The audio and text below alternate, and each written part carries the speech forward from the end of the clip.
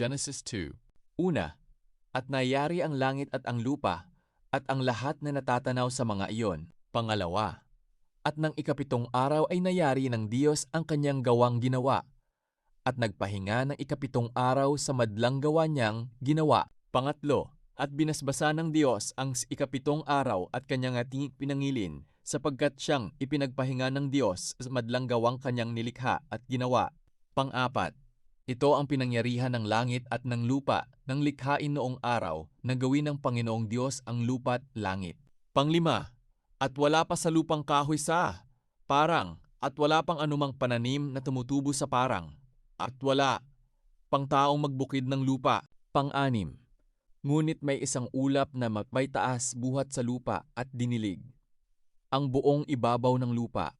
Pang-pito, at nilalang ng Panginoong Diyos ang tao sa alabok ng lupa, at hiningahan ng kanyang mga butas ng ilong ng hininga ng buhay, at ang tao ay naging kaluluwang may buhay. 8.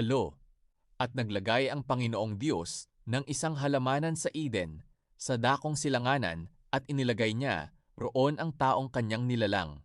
Pang-siyam, at pinatubo ng Panginoong Diyos sa lupa ang lahat na punong kahoy, na nakalulugod sa paningin at mabubuting kanin, gayon din ang punong kahoy ng buhay sa gitna ng halamanan at ang punong kahoy ng pagkakilala ng mabuti at masama. Pang-sampu, at may isang ilog na lumabas sa tiyentat na dumilig sa halamanan, at mula rooy na bahagi at nagapat na sanga.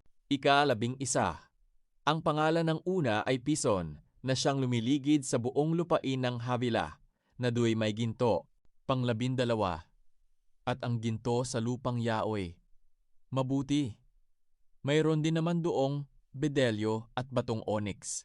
Ika-13, at ang pangalan ng ikalawang ilog ay Gihon, na siyang lumiligid sa buong lupain ng Cush. 14, at ang pangalan ng ikatlong ilog ay Hidesel, na siyang umaagos sa tapat ng Assyria.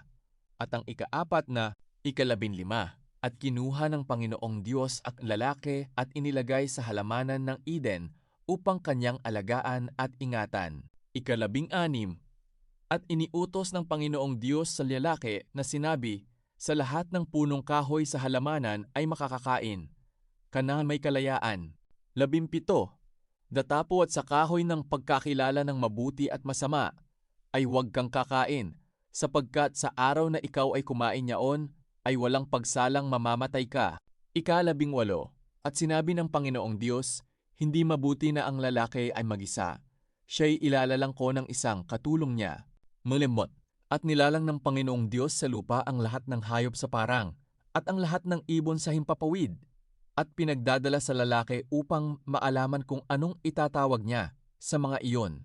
At ang bawat itinawag ng lalaki sa bawat kinapal na may buhay ay yaon ang naging pangalan niyaon. 20, at pinanganlan ng lalaki ang lahat ng mga hayop at ang mga ibon sa himpapawid, at ang bawat ganid sa parang. Datapuat sa lalaki ay walang nasumpungang maging katulong niya. 21, at hinulugan ng Panginoong Diyos ng di kawasang himbing ang lalaki, at siya'y natulog, at kinuha ang isa sa kanyang mga tadyang, at pinapaghilom ang laman sa dakong yaon. 22, at ang tadyang na kinuha ng Panginoong Diyos sa lalaki, ginawang isang babae, at ito'y dinala niya sa lalaki. 23, at sinabi ng lalaki, ito nga'y buto ng aking mga buto at laman ng aking laman. Siya'y tatawaging babae, sapagkat sa lalaki siya kinuha.